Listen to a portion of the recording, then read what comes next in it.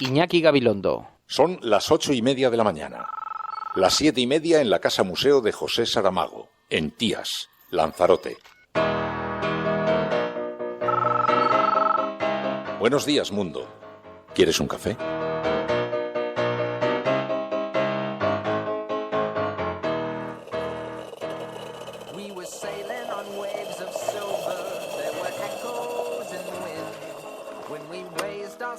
To capture them, the ship was lifted up and then it was sank.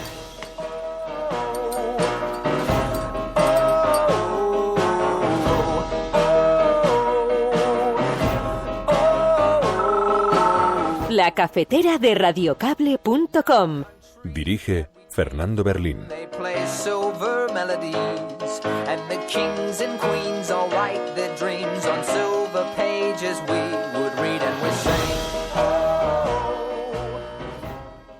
Yo lo que quiero ahora es pactar con los españoles y luego los españoles son los que decidirán con su voto cómo queda conformado el Parlamento y a partir de ahí vamos a trabajar.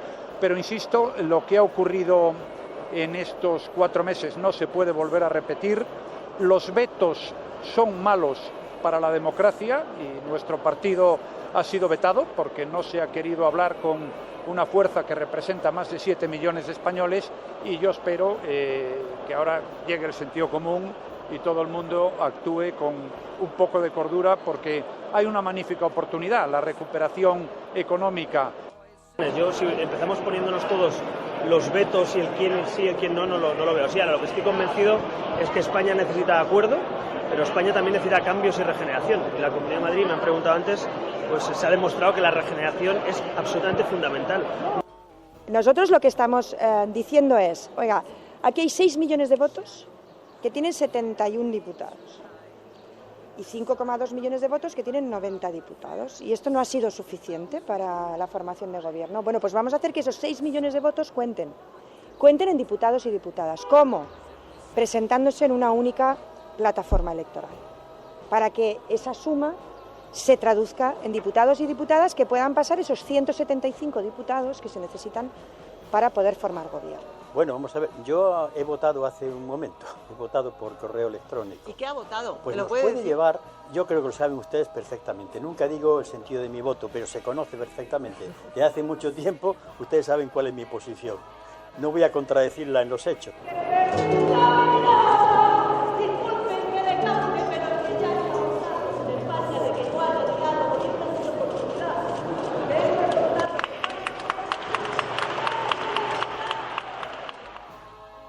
Y no entienden que lo fundamental de aquella fecha fue el protagonismo popular. El protagonismo popular es lo que está detrás, en última instancia, de los avances liberales en el siglo XIX y detrás de los avances sociales en el siglo XX que detuvo una dictadura.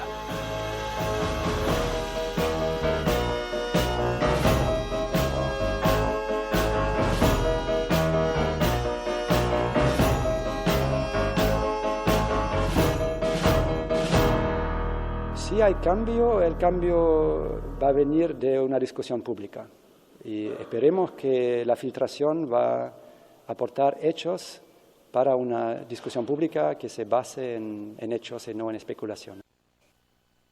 Amigos, romanos, votantes del censo, prestadme atención. Colin Banker ha recogido el guante arrojado por Edna Hancock. Tenemos elecciones para la alcaldía, a lo que yo solo añado, alea jacta est. La suerte está echada, la batalla se acerca, aguanta Sicily. Estamos a punto de presenciar ese rito sagrado en el que todos y cada uno de nosotros somos acólitos ante el altar de la urna, tabernáculo seglar. Conciudadanos, me late el corazón, danzando al ritmo del pueblo libre. Una ciudad sobre una colina, e pluribus unum. Siento a la par que Whitman, pastor de los marginados.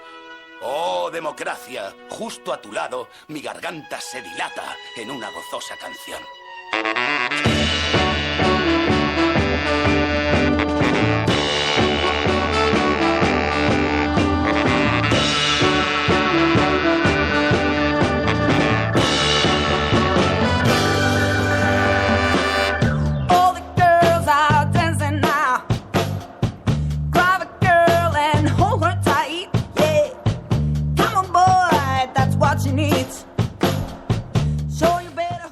Amigos, oyentes, miembros de la Resistencia, muy buenos días. Hoy es el Día de la Libertad de Prensa. Rogamos un minuto de silencio.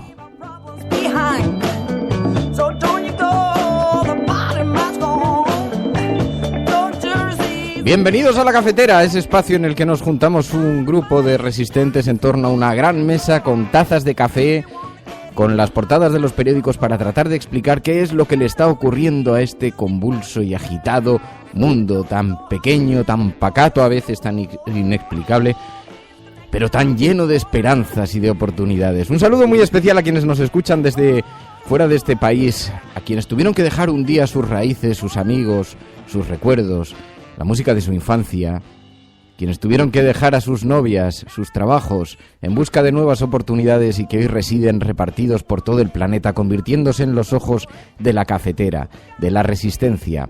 Allí donde están, en silencio, atrincherados con sus transistores, sus teléfonos móviles y sus USB. Si estás escuchando esto, no estás solo.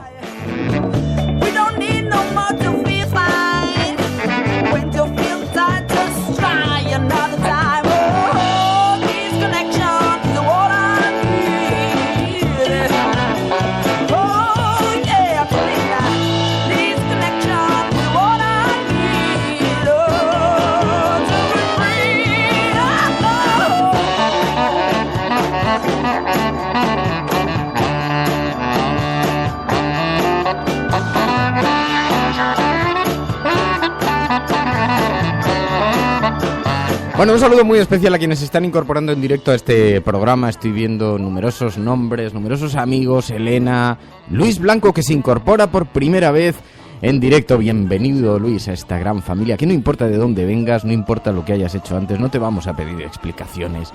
Nos gusta cuando llega gente nueva y le recibimos con los brazos abiertos. Pasad a esta comunidad, pasad a este bosque de Sherwood. Este es el lugar donde los disconformes tienen su hueco.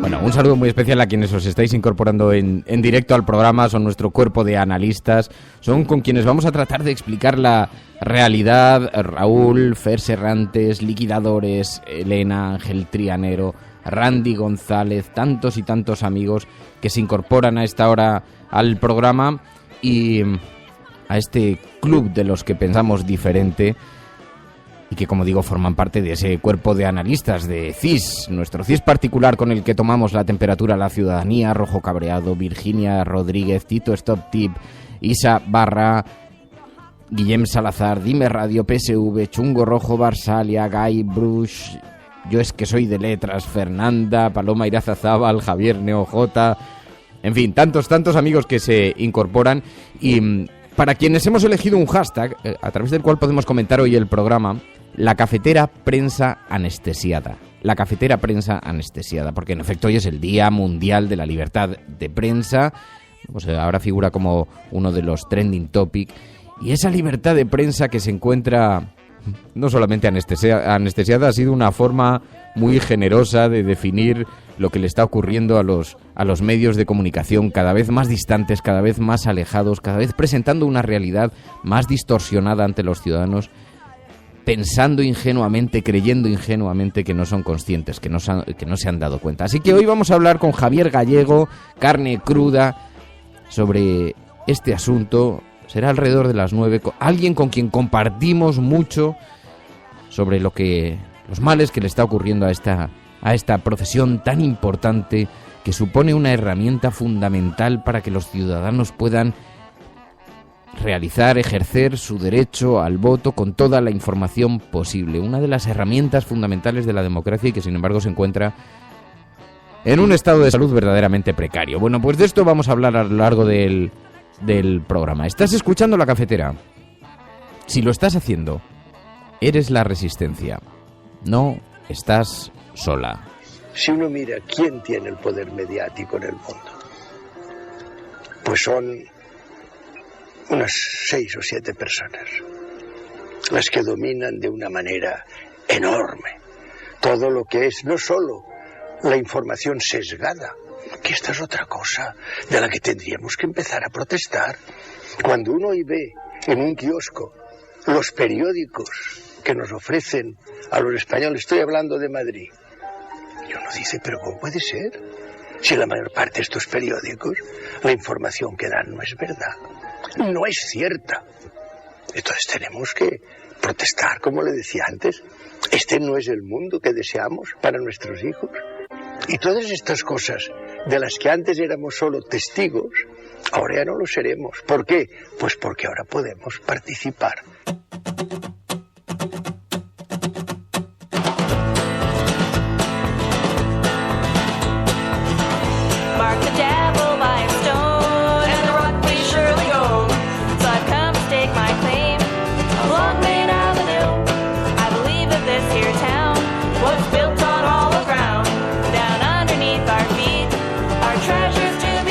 Bueno, pues queda abierto este espacio de participación, ya sabéis, un hashtag para comentar el programa en Twitter, la cafetera prensa anestesiada, la cafetera prensa anestesiada, un número de teléfono donde hay un WhatsApp, el 627-002-002, 627-002-002, a través del cual podéis enviar vuestros mensajes de audio, los vamos abriendo, los vamos recibiendo aquí, mensajes como este que nos envían, bueno, es que dura que 5 minutos, no sé si ponerlo, pero es el artículo 20 de la Constitución Española musicalizado. Bueno, quizá podamos escuchar luego un poco de este mensaje.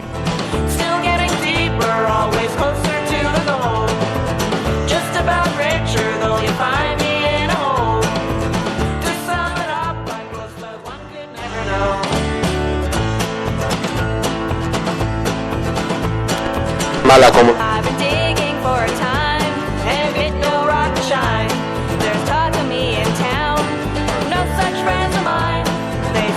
ahora sí, que es que había dejado el teléfono desconectado y entonces cuando lo he ido a intentar conectar, entonces me he quedado con todos los aparatos en las manos. Buenos días, Resistencia. Fernando, quería decirte una puntualización. Resulta Dale. que he estado leyendo unos artículos y la Edad Media no era tan mala como la ponían. Parece ser que es un mito creado en el Renacimiento. Estudios de enterramientos de esa época, resulta que para la mayoría de la población estaban mucho mejor alimentados que en la época romana y vivían mucho mejor. Zonas comunales, etcétera. No había casi esclavismo, etcétera. Así que bueno, pues uno de estos mitos que tenemos ahí de la historia que se van cayendo. Un saludo, Resistencia. Si yo te contara, me leí yo un libro que se llamaba Historia de la moral sexual de Edward Fax, un antropólogo prestigiado, reputado, que contaba que en el Vaticano en aquella época se montaban orgías en el patio central, en el patio central, orgías con animales. O sea, te diré, la Edad Media tenía sus cosillas.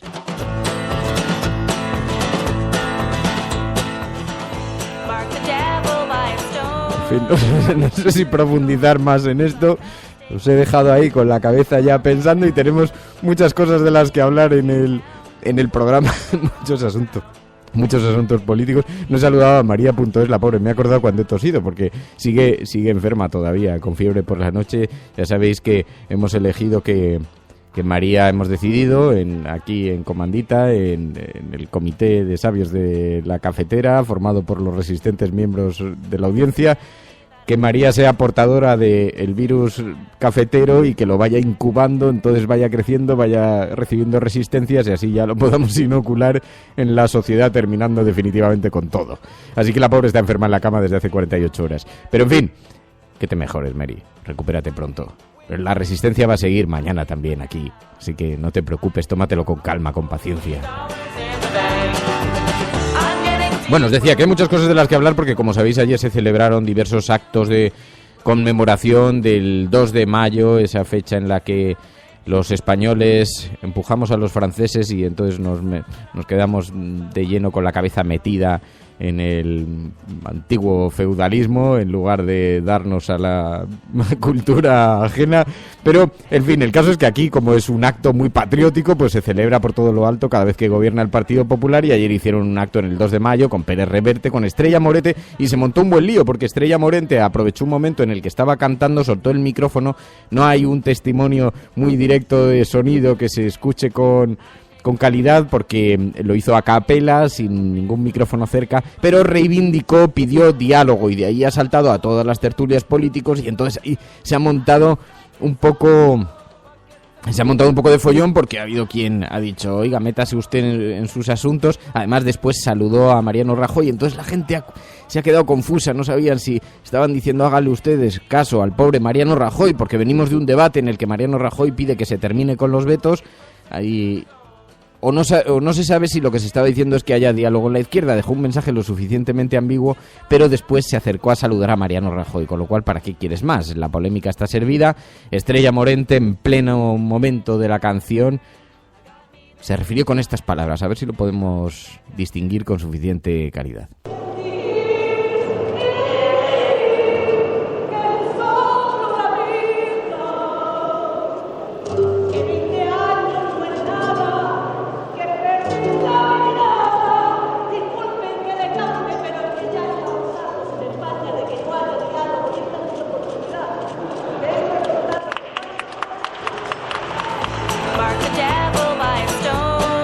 Disculpen que cante, pero ya estamos hartos en España de que no haya diálogo y por eso lo tengo que decir aquí, dijo Estrella Morente, y se refería a todo este proceso que hemos vivido en los últimos 4 meses, ya sabéis, lo conocéis perfectamente, en el que parece que no se pusieron de acuerdo y Mariano Rajoy pide ahora que se terminen los vetos de cara a la próxima convocatoria electoral, porque el caso es que Pedro Sánchez resulta que ha prometido a los suyos que mientras él sea secretario general nunca habrá pacto con el Partido Popular.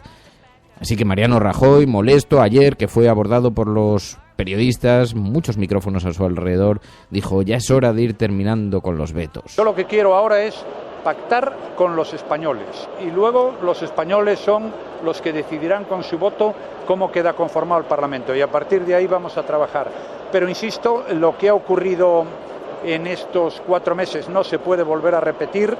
Los vetos son malos para la democracia y nuestro partido ha sido vetado porque no se ha querido hablar con una fuerza que representa más de 7 millones de españoles y yo espero que ahora llegue el sentido común y todo el mundo actúe con un poco de cordura porque hay una magnífica oportunidad, la recuperación económica.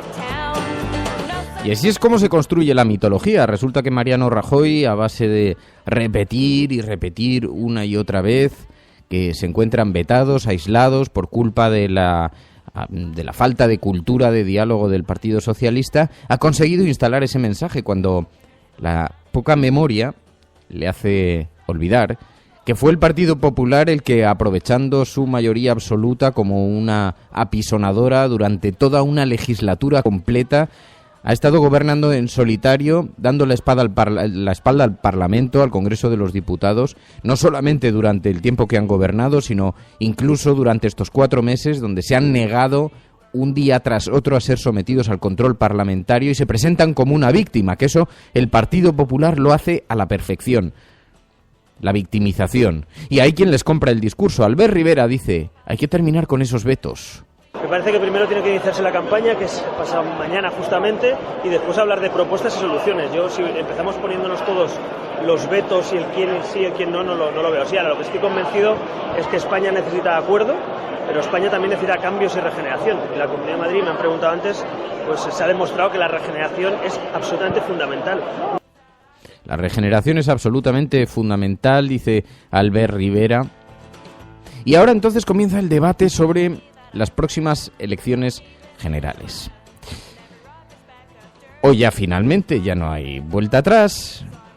Disolución de las cámaras, convocatoria oficial de las elecciones y está por ver cómo va a ser la configuración tanto de los grupos de izquierdas. Se escucha un anhelo, se escucha un run sistemático de fondo que piden por una gran plataforma electoral conjunta en la que pudieran acudir Podemos, Izquierda Unida, Las Mareas, otros grupos de izquierdas pudieran acudir conjuntamente a las elecciones. Ayer insistió en esto Mónica Oltra, una plataforma única para las elecciones.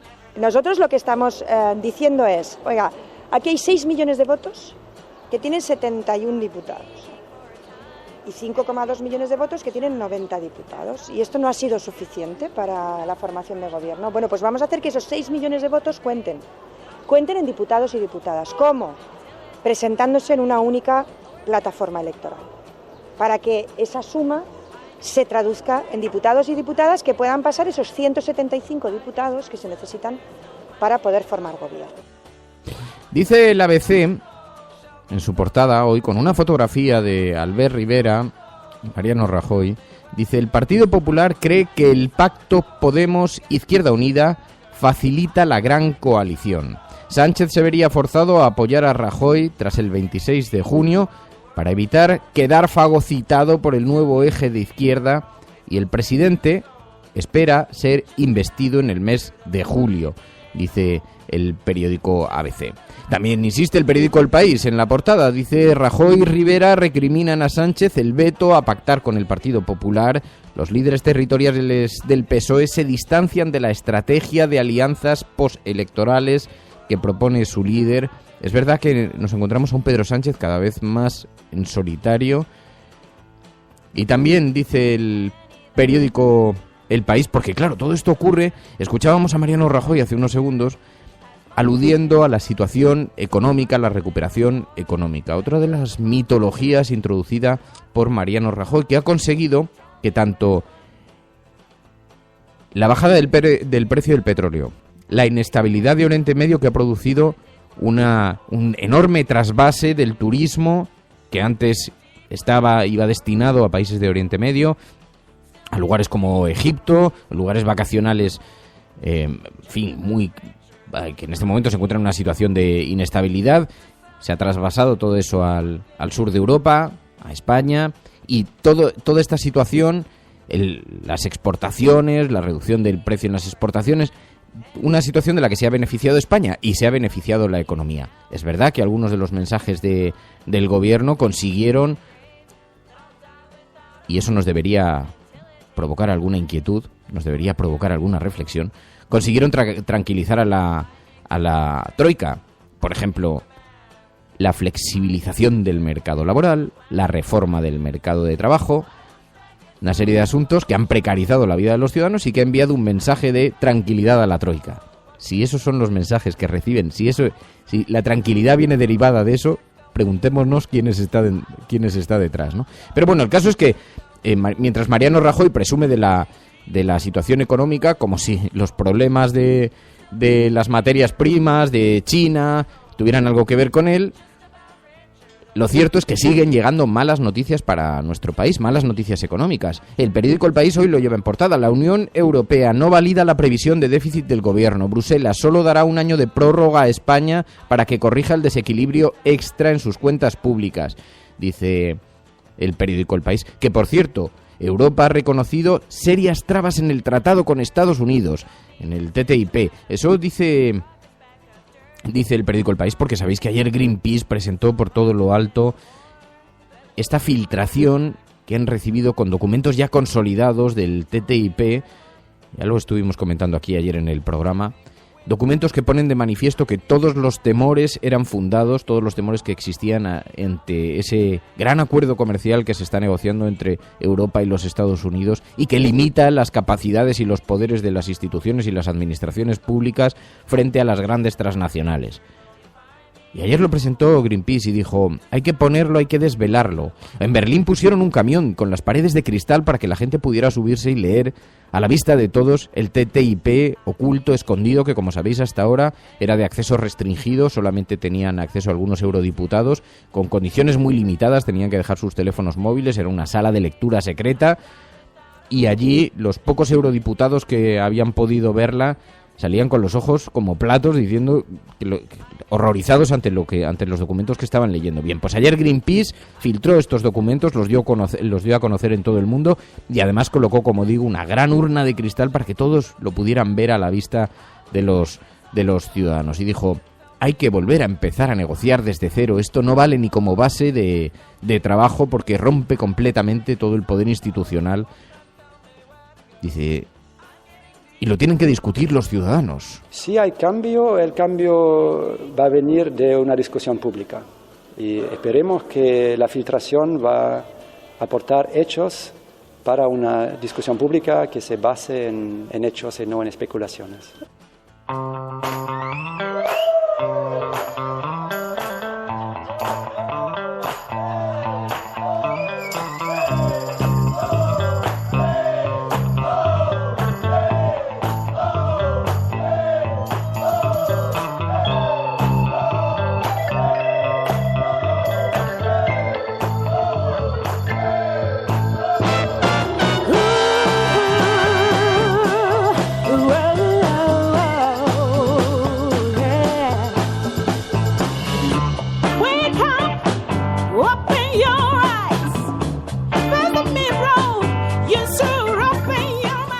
Oye, es que es verdad, dice Antonio Fumero en Twitter, dice, ¿cuándo es que nos tocan las copas gratis a los demás en esta fiesta? Te voy a decir una cosa, Antonio. Estaba viendo las imágenes en vídeo esta mañana de esa celebración del 2 de mayo en la Comunidad de Madrid, y entonces se veía toda la clase política sentada en estos actos. Sabéis que además intentó colarse el pequeño Nicolás y ha habido un lío monumental y ya tienen, los medios de comunicación tienen entretenimiento, las teles tienen imágenes, el pequeño Nicolás negociando con un guardia civil, en fin, todo el ruido y el absurdo del teatrillo este político, show político que nos encontramos con frecuencia en los medios, ¿no? Bueno, el caso es que ayer se celebró esta imagen y cuando estaba viendo la imagen decía, qué imagen tan poco edificante, ¿no? Aquí vemos un montón de políticos disfrutando de una actuación privada, musical, de Estrella Morente, de un canapeo, con la que está cayendo, ¿no? Con la que está cayendo. La imagen, dices, hombre, no es como para avergonzarse que hayamos vivido 4 meses. Fijaos que yo no soy contrario a que no se llegue a un acuerdo. Yo creo que el disenso es tan útil como el consenso. Así que a mí no me importa, yo no considero que sea un fracaso en absoluto, creo que ¿se puede considerar fracaso en términos económicos, sí o no? Ahí podría haber algún debate, pero ya lo he manifestado aquí. Pero que no se llegue a un acuerdo, ¿cómo va a ser un fracaso el hecho de que izquierda y derecha no se pongan de acuerdo, ¿no? Hay algo de intencionalidad dirigida desde la prensa, aprovechándose de la mitología, del consenso, de la transición, para decir que hay que llegar a un acuerdo donde PP y PSOE se pongan de acuerdo. Eso persigue un objetivo, ese argumento. Persigue un objetivo, esa gran coalición, ¿no? Que es la de mantener las cosas como estaban. Que parezca que algo cambie para que nada cambie. Pero lo natural, lo lógico, lo cierto, es que izquierda y derecha sean antagónicos.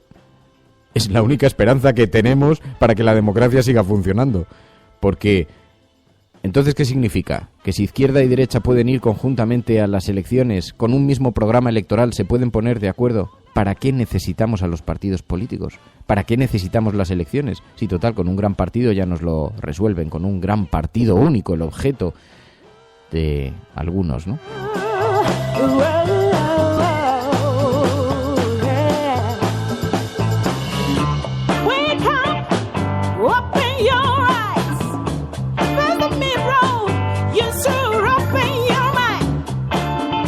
Bueno, y el caso es que ayer escuchamos a Pablo Iglesias hablando de las revoluciones del 2 de mayo, un vídeo que ha sido, como siempre, cuestionado, criticado. Esta mañana se me ha ocurrido escuchar un poquito de Onda Cero, a Carlos Alsina, y decía, es que la radio hoy es muy complicada, poder escucharla, está profundamente escorada, ¿no? Y entonces atribuía al ego de Pablo Iglesias su discurso sobre el pueblo. Sí, amigo Alsina, como dijo James Joyce, las naciones tienen su ego, porque lo tienen los individuos. Y el caso es que Pablo Iglesias envió un vídeo a Twitter y en ese vídeo insistió en que las revoluciones los hacen los ciudadanos y estableció una suerte de paralelismo entre el 2 de mayo y el 15M, algo en lo que había profundizado Íñigo Errejón a través de Twitter y que se había montado un lío enorme porque sabéis que en las redes sociales pues hubo una pequeña explosión al hilo de esto. No fueron los reyes ni los generales, ni los brillantes regimientos del Palacio Real los que detuvieron la invasión. Fue el pueblo de Madrid, aquel 2 de mayo. Algunos han querido interpretar el 2 de mayo como una defensa de los privilegios y de la monarquía, y no entienden que lo fundamental de aquella fecha fue el protagonismo popular. El protagonismo popular es lo que está detrás, en última instancia, de los avances liberales en el siglo XIX y detrás de los avances sociales en el siglo XX que detuvo una dictadura.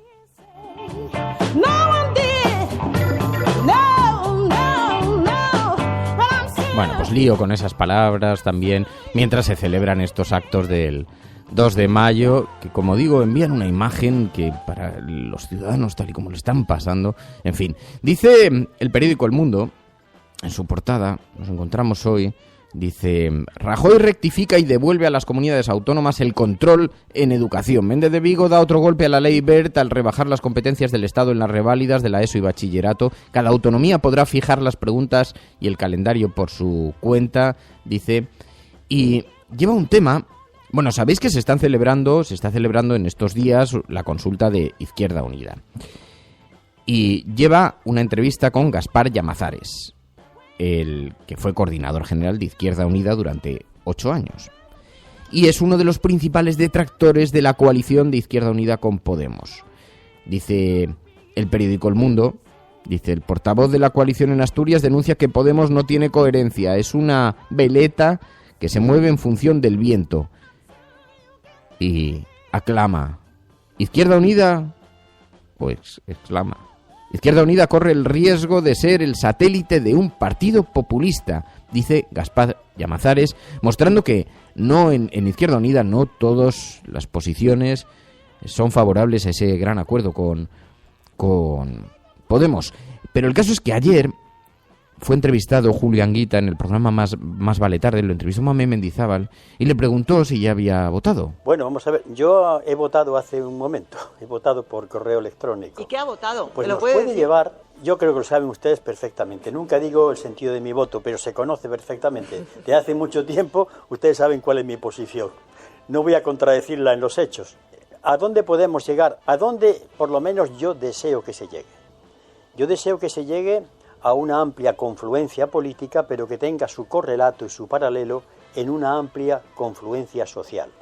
En una amplia confluencia social, y se refirió Julio Anguita, dijo: pero es que fíjese, que parece un aspecto, un asunto profundamente transgresor, profundamente antisistema, cuando alguien reclama que se cumpla la ley. De tal manera que después del 26 de junio y dentro de otros 4 años, esa confluencia política y a su vez social, en torno, fíjese qué cosas más sencillas, a que se cumpla la Constitución, en torno a los derechos humanos, en torno a las normas más elementales, esa amplia confluencia llegue a estar en la Moncloa.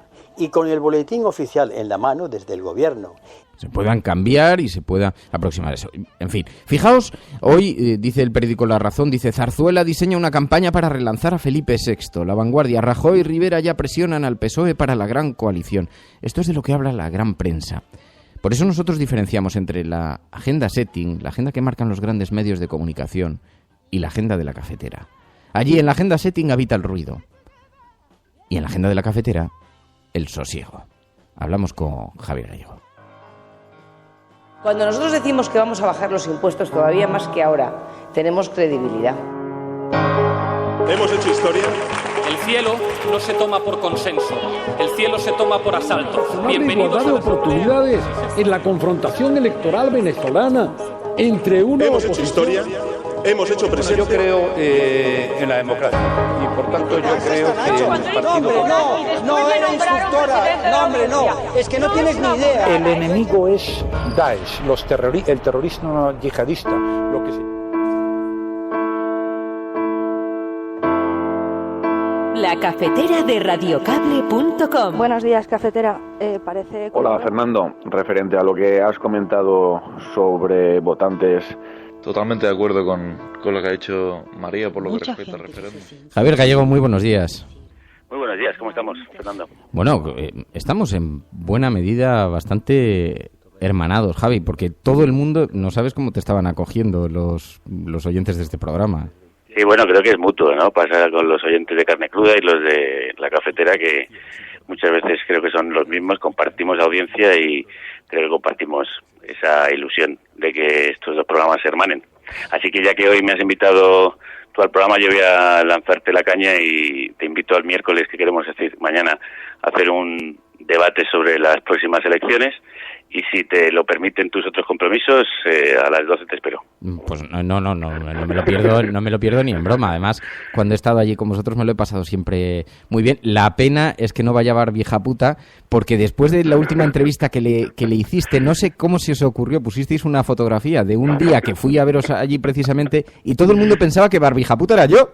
Y entonces se montó un lío, que si era Ignacio Escolar, que si era Fernando Berlín, bueno, en fin, me tuvisteis ahí contestando. Hay muchas teorías conspiranoicas en torno a la verdadera personalidad de Barbija puta, pero hay que decir, y doy fe de ello, que Barbie es una mujer, no es un hombre disfrazado de feminista. Pero se puede decir que tú la has visto en persona, así que yo tengo ganas a ver si haces un en fin, y puedo verla en persona para. Yo la he visto, incluso la he abrazado y he hablado con ella. Oye, Javi, que hoy quería hablar contigo, tenía mucho interés porque en cierta forma es verdad que tú representas por cómo ha sido tu trayectoria, la historia de tu programa, tu historia personal, cómo ha sido tu trayectoria en los últimos años. Te has visto en medios de comunicación muy importantes y de pronto saliendo por el tono de tu programa. Y hoy es el Día de la Libertad de Prensa y estamos observando cómo la libertad de prensa en nuestro país se encuentra sometida a enormes recortes. Hay una anestesia como generalizada en el trabajo de los medios de comunicación, ¿no?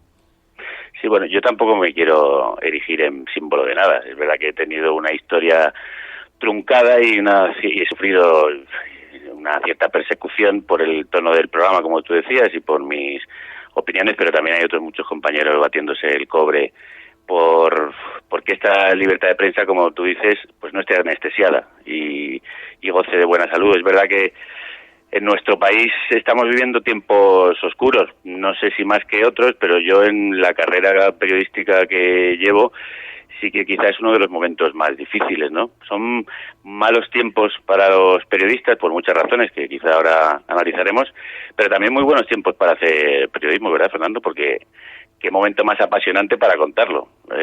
Todo lo que ha ocurrido en estos últimos años de la crisis, que tanto y tan malamente ha afectado a los periodistas, pero que por otro lado ha sido un contenido fabuloso para hacer periodismo y para contar cosas que antes no se contaban. Estamos viendo una crisis del periodismo tradicional más bien de los medios tradicionales, de esos grandes medios de los que estabas hablando, de la gran prensa de la que estabas hablando hace unos minutos, pero también estamos viendo un renacer de un periodismo más independiente, que se trata de desempolvar pues toda esa caspa que se le ha venido encima durante los últimos años.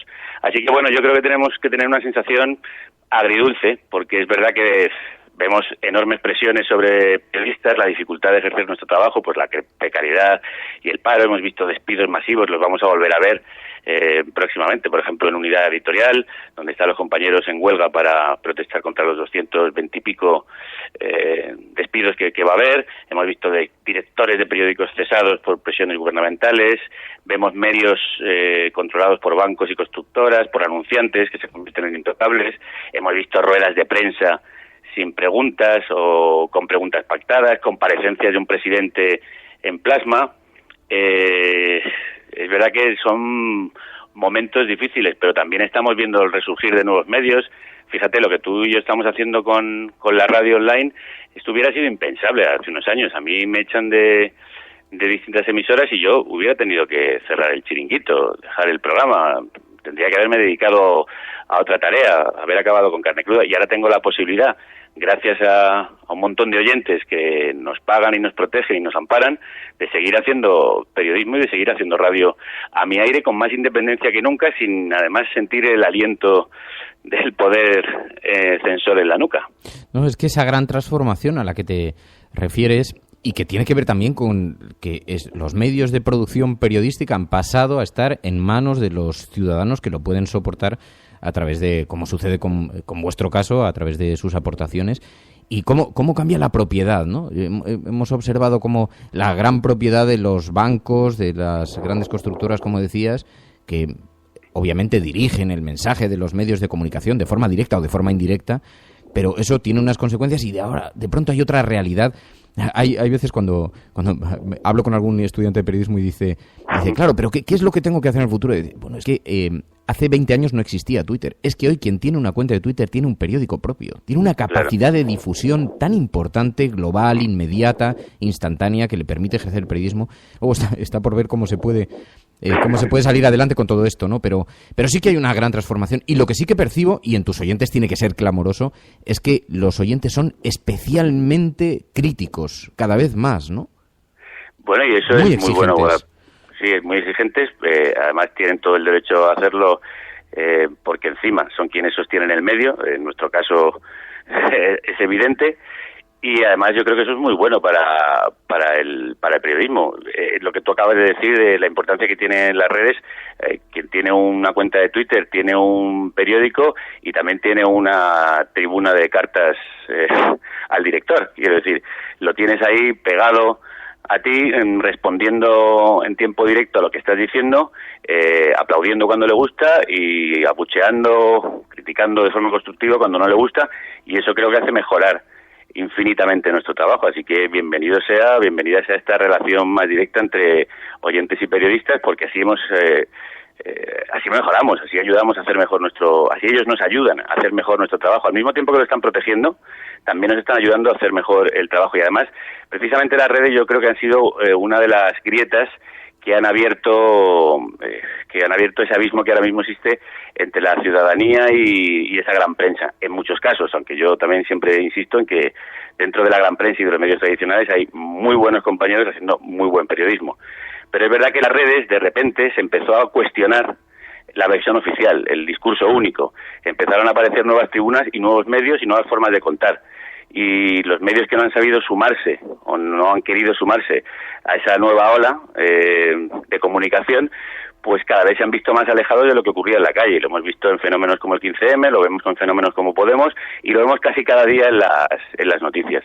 Que los lectores, oyentes, telespectadores pueden decir en las redes, expresar su opinión y su disconformidad cuando ven que un medio está ocultando, tergiversando, manipulando o no contando toda la verdad, toda la realidad. Y en ese sentido, pues nuestra profesión mejora y aquellos que no estén a la altura, pues se ven desacreditados y pierden muchas veces el gran prestigio que tenían muchos medios convencionales que antes eran incuestionables y que hoy día pues se dan cuenta que hay muchos lectores que se empiezan a mirar hacia otro lado, ese otro lado donde, como tú decías, los periodistas han tomado el periodismo, se han adueñado en algunos casos pues con inversión de su propio bolsillo y en otros casos con la ayuda de los ciudadanos del periodismo. Yo creo que ha habido, al mismo tiempo que la crisis económica, social y política, ha habido una crisis periodística y al mismo tiempo que movimientos como el 15M o las mareas, ha habido una marea periodística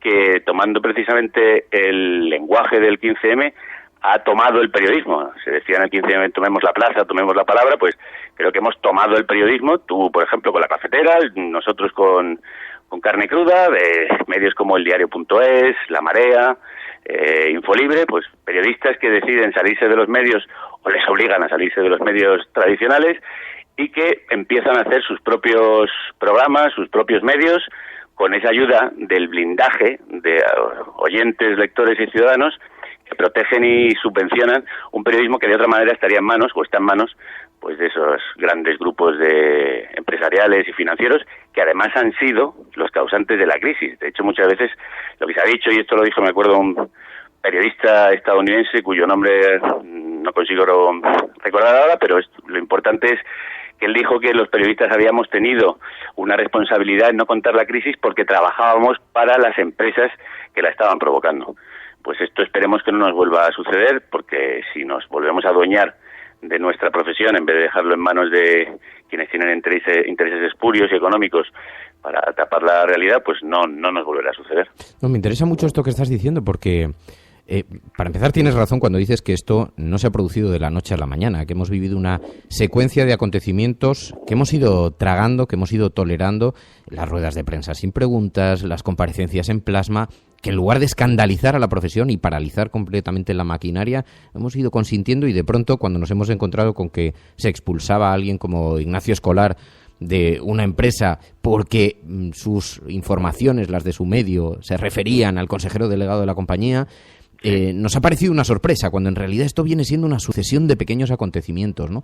A mí eso me parece muy inquietante. Y luego, cuando las grandes empresas se preguntan por qué se produce esa distancia entre nuestros lectores y nuestros medios, ¿no? Cuando ven las cifras de caída de ventas y dicen, no, es que hay un cambio tecnológico, es que hay un cambio de hábitos, es que hay un cambio de uso. No, no es el cambio tecnológico, no es el cambio de hábitos ni de uso. La distancia se está produciendo porque los ciudadanos son cada vez más exigentes, cada vez están mejor informados y cada vez es más difícil que cambies la información por la propaganda. Es que hoy, cuando tú en un periódico abres a 3 columnas con el currículum de Monedero y piensas que nadie va a detectar dónde está la trampa en tu artículo, estás profundamente equivocado, ¿no? Y a mí eso me produce, primero, un poco de pena por la profesión, pero también un poco de sentimiento de cómo es posible que no lo estéis viendo, ¿no? O sea, la crisis del periodismo viene derivada de nuestros propios errores.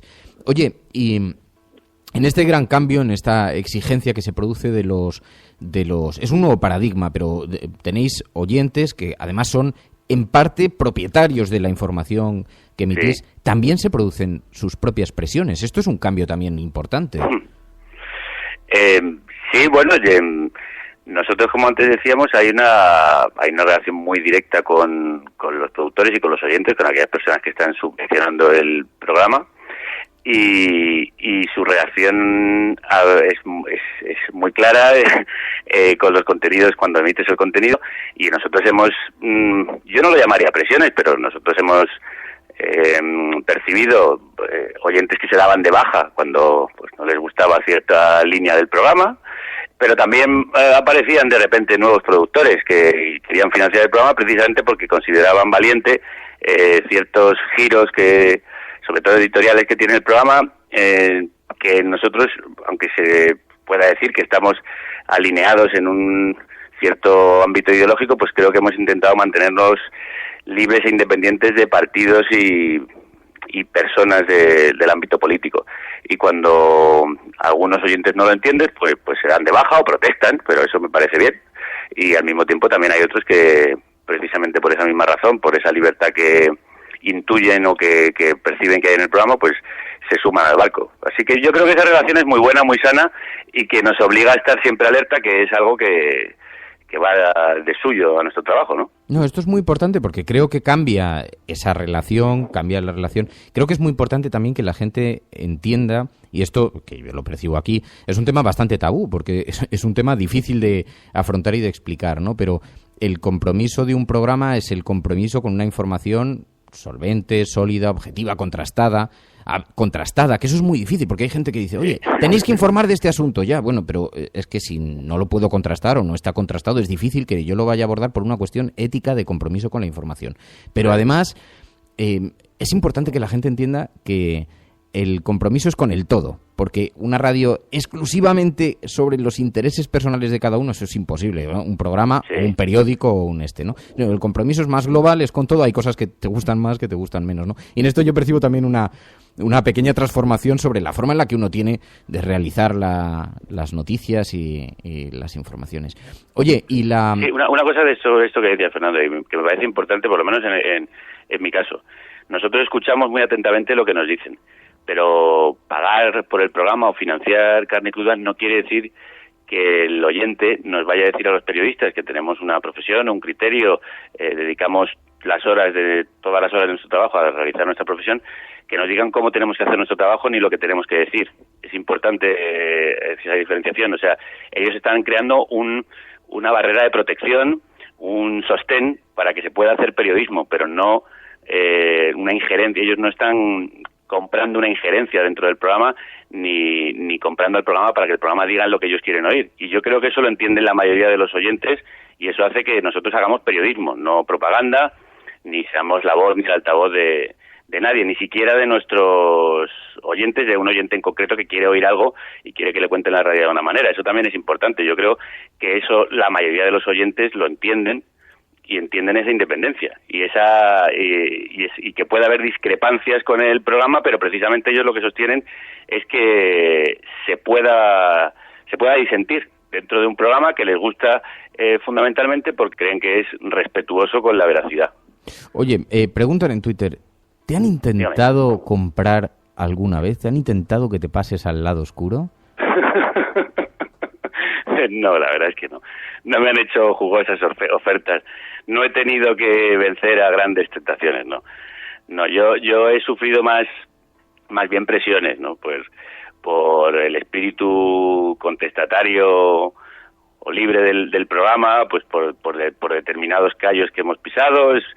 Especialmente me ha ocurrido cuando estaba en la radio pública, pues con el gobierno, como fue evidente, pero no solo con el del PP, también con el del PSOE, que nosotros hay que recordar que estábamos al principio con el gobierno socialista, aunque yo recuerdo que esa época fue de absoluta libertad y a mí nadie en la dirección de Radio Nacional me dijo nunca lo que tenía que decir. Sí que hubo en algún momento, bueno, pues que nos acercábamos a lugares sensibles y me daban un toque, pero más informativo, de oye, ¿qué es lo que vas a hacer? Que me he enterado que en este programa has hecho esto, explícamelo, punto pelota. Sí, con la monarquía también he tenido yo algún que otro roce y digamos que algunas, sobre todo humoradas que hicimos en el programa, no sentaron muy bien a la Casa Real, tanto en la radio pública como en la privada, y luego en la privada anunciantes, claro, las cuentas que invierten pues cientos de miles de euros en determinados medios y tú haces parodia de lo que de ellos o criticas o sacas datos que les resultan incómodos, y nosotros lo hacíamos porque siempre hemos jugado con esa independencia hasta sus últimos límites, pues eso genera un problema, generalmente la airada respuesta del anunciante, que también hay que decir que genera un problema a toda la empresa y a los compañeros, que este es el punto delicado del periodismo. Bueno, hay muchísimos puntos delicados y líneas muy finas en las que uno se mueve cuando trata de hacer periodismo independiente. Y uno de ellos es ponerte en contra de un anunciante que al final está pagando parte de los sueldos del medio. Y eso afecta no solo a tu trabajo, sino también al trabajo, la supervivencia, la hipoteca y la vida del resto de compañeros. Entonces hay que jugar en esa fina línea en la que tú tienes que hacer tu trabajo, independientemente de todas esas presiones y condicionantes, pero tampoco puedes ser ciego de que lo que tú haces afecta como un efecto mariposa al resto de realidad que te rodea. No, fíjate, yo siempre he dicho que hay una cierta mitología sobre esto también, ¿no? Porque los medios tienen que convivir con la publicidad y con la publicidad, claro, además de los grandes anunciantes, y no pasa nada. Y hay que ser muy ingenuo para pensar, un gran anunciante, que por las cantidades que hoy se pagan por la publicidad estás comprando al medio, porque realmente es que sale más barato zurrarle y que se retire, y eso siempre genera un movimiento de solidaridad. Sí, pero también es verdad que hemos vivido una época, y estamos todavía inmersos en ella, una época en la que la publicidad se reducía en muchos medios, época de crisis dentro de los medios de comunicación, y es verdad que aunque se paga poco por la publicidad, el medio tiene dependencia ahora mismo importante de sus anunciantes y puede perder algunas cuentas, pero no puede perder muchas. O sea que es un terreno resbaladizo. Que es verdad que la inversión publicitaria ha disminuido pero por eso mismo también el medio está más debilitado y la empresa, en fin, no es tan sencillo. O sea, yo creo que la balanza está en un precario equilibrio y a veces el anunciante, aunque no esté poniendo mucho dinero, sabe que tiene cogido por un hilo, por lo menos, al medio de comunicación y ejerce sus presiones. Es su trabajo quizá ejercer sus presiones, pero también es el nuestro vencerlas, ¿no? Tratar de resistirse. Y luego en esto hay clases y clases. O sea, si tienes un anunciante como el Corte Inglés que te paga 1,5 millones de euros, pues a ver qué medio de comunicación es el guapo, ¿quién es el guapo? Que se enfrenta a semejante tsunami, ¿no? Aunque yo escuché una conversación una vez de un director de comunicación de una gran compañía de estas que estaban acostumbrados a pagar esas cantidades, que decían, claro, es que el mundo ha cambiado tanto que antes levantabas el teléfono, llamabas al director de un medio y parabas una información. Dice, pero es que ahora te la encuentras en internet al día siguiente. Dice, es que entonces claro, ya la capacidad de presión ha cambiado mucho. Y otro de los males del periodismo, y ahora que estás aquí, y yo quiero confesar una cosa porque además te dignifica, te honra enormemente. Yo he coincidido con Javier Gallego, con Carne Cruda, con Javi, en muchas tertulias de televisión, unas más edificantes que otras. A veces nos encontramos en situaciones, en fin, nosotros también tenemos claro que hay espacios donde uno tiene que ir, y es una oportunidad también para ir a contar un mensaje, ir a contar un discurso y ir a hacer un poco de discurso crítico, ¿no? Y hay espacios que son más, que gustan más y otros que gustan menos, ¿no? Pero uno está en esta profesión y ya está. Bueno, pues he coincidido en alguna ocasión con Javier y nos ha tocado estar separados por varios metros y tal, y nos vamos enviando mensajes durante la tertulia, ¿no? Entonces, ¿Qué vas a contar, Fernando? Y entonces, en alguna ocasión hemos tenido algún mensaje de ¿qué hacemos? ¿Nos levantamos y nos vamos? O sea, ¿cómo es esta cosa? Porque uno de los fenómenos que se están viviendo en la televisión, ya no solamente en las tertulias políticas, que en alguna ocasión lo hemos vivido, pero en la televisión en genérico es la enorme frivolidad. A mí me parece inquietante estar viendo cómo tenemos la mayor crisis humanitaria en el corazón de Europa y que en la televisión nos estemos encontrando en los informativos con noticias sobre el calor que hacen las playas del sur de España. Me parece una cosa dramática. Sí, yo creo que a veces el periodismo en este país, que es el que puedo hablar porque tengo el mayor conocimiento, aunque a veces leo también la de la prensa extranjera, pero aquí en este país estamos desnortados, o una parte de la profesión está desnortada, y también hay quizá una parte de la ciudadanía que no exige que el periodismo mire al norte, o sea, que encuentre su norte. Sí que es dramático lo que tú estás diciendo, o sea, en realidad tendríamos que estar abriendo todos los días con la trágica crisis de los refugiados, que es absolutamente indignante, intolerable y obscena, y sí, te encuentras de repente en los telediarios que están hablando, y además la televisión que tiene tanta influencia, que es el medio todavía más influyente, pues que están hablando de frivolidades cuando no es momento de frivolizar, pero como tú bien decías antes, ahora te encuentras otros canales por los que eso está siendo denunciado por parte de los propios ciudadanos, ¿no? Que en su momento no tenían manera de decirlo, aunque pudieran estar en su casa despotricando o cabreados al ver un informativo que no se corresponde con la realidad, y ahora mismo pues no todos, porque todavía hay una brecha digital, pero hay mucha gente que ya tiene otros medios de información y nota precisamente esa barrera, esa distancia, ese abismo que se abre entre lo que ve en el medio de comunicación y lo que ve en la calle o lo que encuentra en otras vías de información. Yo creo que estamos acercándonos ciudadanía y periodismo en muchos ámbitos, porque también es verdad que aunque tenemos una profesión muy desprestigiada y nos hemos ganado ese desprestigio a base de bien, también es cierto que se está haciendo muy buen periodismo y que gran parte de lo que se está descubriendo sobre este sistema putrefacto en el que vivimos y gran parte de lo que se está descubriendo sobre la crisis esencial de las estructuras del régimen en el que vivimos es gracias a los periodistas. Es gracias a periodistas que han sacado y siguen sacando cada día los escándalos de corrupción, que a pesar de las presiones pues publican informaciones como los papeles de Panamá, que hacen periodismo a pesar de todo y que están contando lo que hay que contar y que está llegando cada vez a más ciudadanos, y eso está generando una conciencia crítica que hubiera sido impensable hace unos años. Yo creo que el fenómeno de Podemos no es solo achacable a un movimiento como el 15M, por cierto muy crítico con razón con el periodismo, pero también es debido, un fenómeno como ese y el fenómeno de las calles, a una mayor información a la que creo que han contribuido muchos compañeros periodistas, ¿no? O sea, hay que también alabar lo bueno al mismo tiempo que criticamos lo mejorable. No, porque además dentro de esas grandes estructuras, oye, si hace 5 o 10 años te miran a ti, estabas dentro de Radio Nacional, ¿no? Se podía haber cuestionado muchos de los grandes movimientos de las estructuras, pero siempre hay gente dentro que hace un buen ejercicio de su profesión, que tiene un espíritu crítico, y luego todo este fenómeno que estamos viviendo de las redes que permite que cada uno se convierta no solamente en emisor. Si no te gusta la información que escuchas, es que la puedes difundir tú, ¿no? Aquí tenemos el caso de Rojo Cabreado, que ha puesto en marcha su propio programa un abrazo para él. De radio a continuación de este programa que os precede a vosotros también. Está entre medias. Y esas cosas suceden, ¿no? Que todo el mundo tiene la oportunidad de, si no estás convencido con lo que escuchas, poner y desarrollar tu propio proyecto de comunicación, ¿no? Dentro de... Así que... En fin, oye, que me alegro muchísimo, Javi. Deberíamos repetir esto con una cierta frecuencia, hablar de la vida, de las cosas. A mí sí me gustaría, si me permite, Fernando, brevemente una última reflexión. Que cuando me dijiste que me ibas a llamar sobre la libertad de prensa en este día que estamos celebrando, más que celebrando, reivindicando, porque aún nos queda mucho trecho por recorrer, a mí hay una reflexión que creo que debemos hacernos los periodistas y que yo he hecho a otros compañeros cuando me entrevistan sobre este tema. Y es que el problema que tenemos los periodistas a veces debemos mirárnoslo a nosotros mismos porque somos principales responsables y causantes de lo que nos ocurre. Yo creo que uno de los grandes males del periodismo es que estamos en trincheras diferentes, políticas, disparándonos entre nosotros, muchas veces los que somos tropa, los que no somos generales, obedeciendo además a veces consciente o inconscientemente las órdenes de esos generales y disparándonos de una trinchera a otra, ¿no? La trinchera de la izquierda, la trinchera de la derecha, la del centro, la del extremo centro, la de la extrema derecha, la extrema izquierda. Y en realidad deberíamos ser conscientes de que todos los periodistas deberíamos estar en la misma trinchera, que es la del periodismo, independientemente de nuestras ideologías.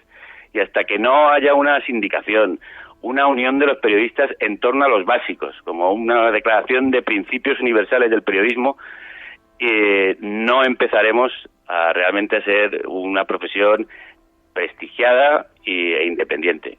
Y también, hablando de trincheras, lo importante no son los actos heroicos del que levanta la cabeza de la trinchera, que están bien, son bonitos, son hermosos, son épicos, pero lo que suele ocurrir es que le vuelen la cabeza. Pero el día que nos levantemos todos los de la trinchera a la vez, quizá ese día ya no sepan a quién disparar y podamos empezar a hacer periodismo sin tantas presiones y un periodismo libre e independiente. Absolutamente de acuerdo, aunque no sé si deduzco de tus palabras que estabas persiguiendo una suerte de consenso y de acuerdo con el comisario Maruenda, pero bueno, ¿sabes? Pues claro, esto de aproximar posiciones entre la izquierda y la derecha, hombre, depende. Es que lo que pasa es que yo creo que el comisario Maruenda se dedica más al comisariado que al periodismo. Entonces, es imposible que acerquemos trincheras porque él está en otra guerra. Si encontramos periodistas, estoy completamente de acuerdo. Bueno, Javier Gallego, Carne Cruda. Mañana te veo en el programa, Javi. Muchísimas gracias. Mañana, Fernando. Mañana estoy allí, seguro, además. Que te lo confirmo ya. Te lo digo ahora que seguro. Que muchísimas gracias, de verdad, de corazón. Un abrazo muy fuerte. Y abrazo a ti y a la Resistencia. ¡Vive la Resistance! Buenos días y buena suerte. Buenos días y buena suerte.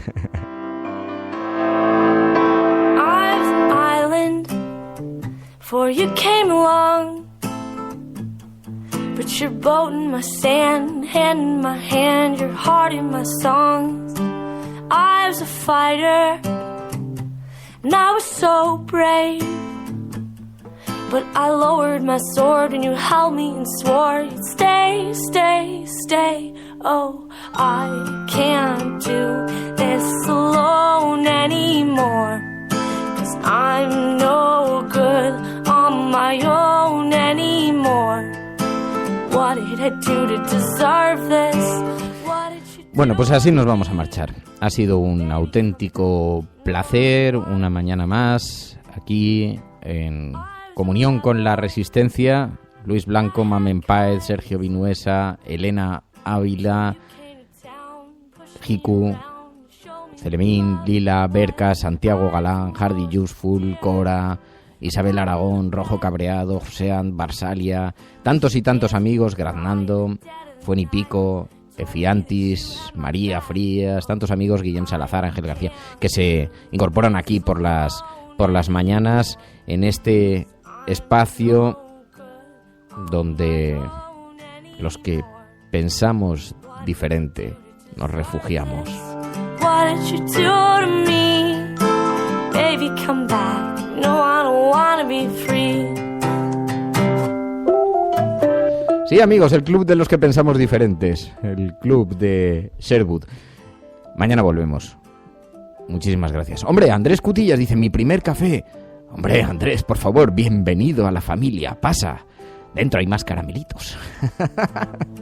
No, muchas gracias, Andrés, y bienvenido de verdad, de corazón al programa, esta gran familia de la cafetera. Espero que te acojan allí en el chat con cariño el resto de los miembros de la Resistencia. Si estás escuchando esto, eres la Resistencia. No estás solo. Buenos días, buenas tardes o buenas noches. Deserve this. What did you do to me?